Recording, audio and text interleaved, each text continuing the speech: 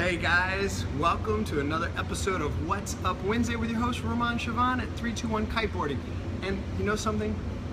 If I can be a little sentimental, I've got to tell you, I've missed you guys since last week. This week we're on location again, secret spot, but we're overlooking the 520 slick over here. Just beautiful water. The sunset is right over here. I'll show you before we're done here. But this is going to be a real quick, real fun What's Up Wednesday. I'm in a parking garage, just in case you couldn't tell. So again, excuse the sound quality, but hey, we're gonna travel around Cocoa Beach and see some beautiful spots. This is what we get to live with every day. It's a beautiful, beautiful thing. So let's kick this episode off right with, guess what guys? Boom, lessons learned. Lessons learned. You know what? Lessons learned are always a tough thing because there's so many. Like, gummy bears make everything okay, and saying sorry can never be said enough. But my number one lessons learned, really, and I wish I had some props, I'm sorry I rushed over here to get this sunset, but before you go out and ride, check the screws on your foot straps and your fins, because all of us have lost a fin at one point, and I gotta tell you, fins don't come cheap. You gotta buy a whole set. So just check those screws every now and then. Same with foot pads. Don't wanna have to be finding your way back, trying to get a shell to screw it back in because you're half a mile downwind or whatever it is. So that's my lesson learned. Check your gear in general, but definitely always check those foot strap screws and the fin screws, all right? So that's our lessons learned segment. And then that's gonna move us on to my most favorite statistic. It's the 10 things. 10 things. So these 10 things are pretty simple. Everybody kind of wants to know, hey, okay, I'm up and riding, what do I do next? And I'm just gonna run through these real quick. So one of the biggest things that you gotta learn how to do, guess what? Ooh, ride upwind, baby. You gotta learn how to ride upwind. There's no real secret to it. It's edge control, it's speed, so you just gotta keep practicing. One of the things that I got as a tip when I first started, and it's really helped, is don't go long tacks. Do little teeny short tacks so that you can still see your trail, your foam trail. And then that way when you're tacking back the other direction, you can use that trail as kind of a guide to whether you're going upwind or downwind. So you should be at least even with it, if not, you know, upwind of it. So that's one thing, just ride upwind. That's super important, right? Because if you can't get upwind, you can't get back to do any of these other great tricks.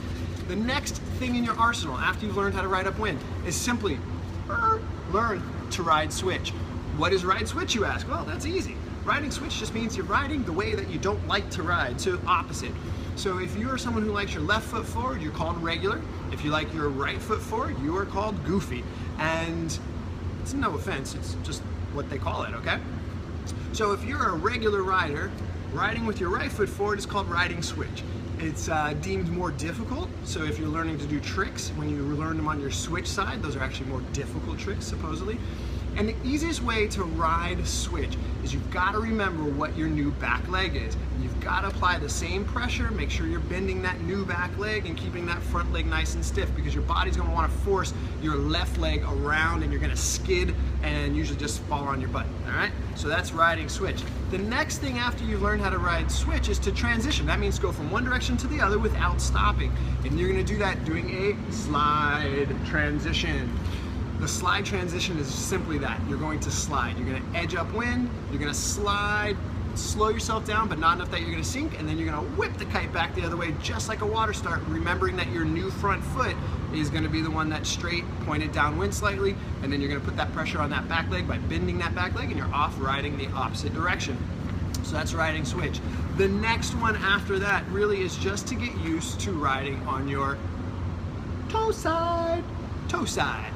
So toe side means that your back is to the kite and your pressure is on your toes.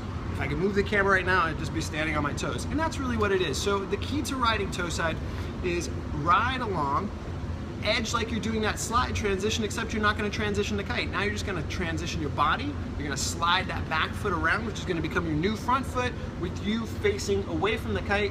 And you've got to lean over those toes, okay? All the pressure goes on your toes, lean over the toes. At first, don't try to edge upwind. It's not gonna work. Just kind of go downwind, ride toe side for a bit, and then come to a stop and turn around and go the other way. But after you've done that, you're gonna learn how to do a heel or toe side transition. I wrote these out so you gotta see them.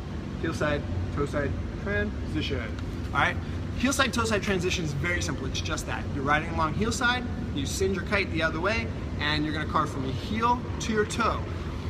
The biggest thing that you're gonna run into is going too far downwind, losing the power on your kite. So don't be scared to kind of really whip that kite around and follow around on your toe side edge. But you wanna be good at riding on your toe side before you try that.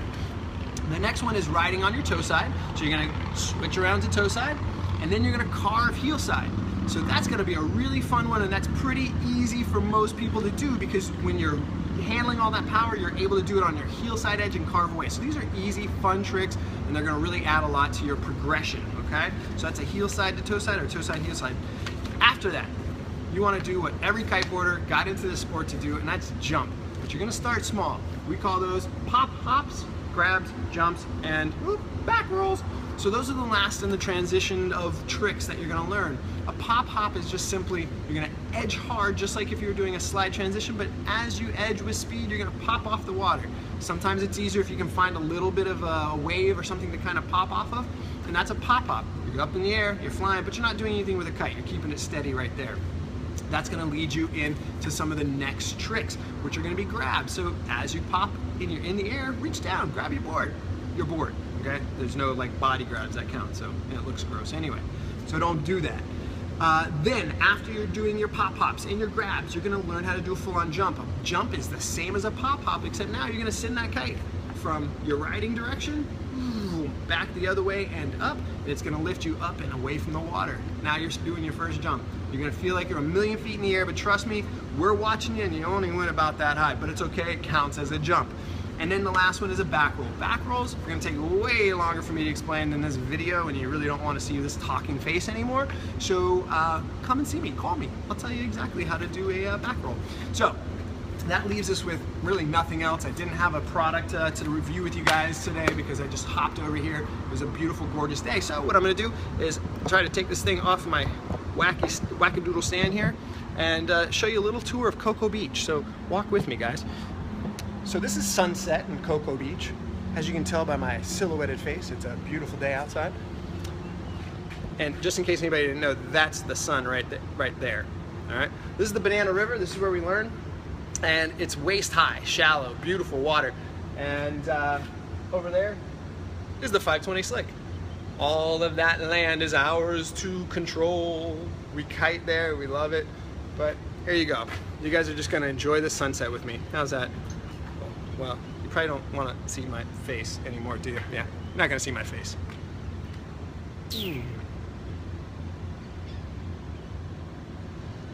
just like a zen moment here. Check out those birds down there. They're just kind of chilling out.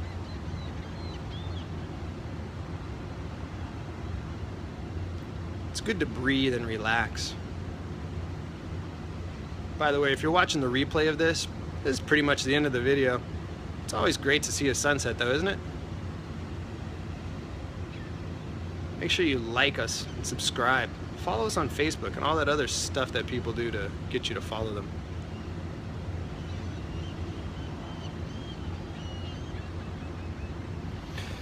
All right, everybody, thanks again for joining me. I gotta go enjoy the rest of the sunset. The sun literally is gone. I mean, it completely went away, so we're done. It's been another beautiful Wednesday. I'm glad you joined me. I really care. And if you care, you're gonna share with your friends what we do here. We run a kiteboarding and water sports shop, but we're just generally great people to hang out with every Wednesday about this time. So thank you very much again. Ramon321 Kiteboarding signing out.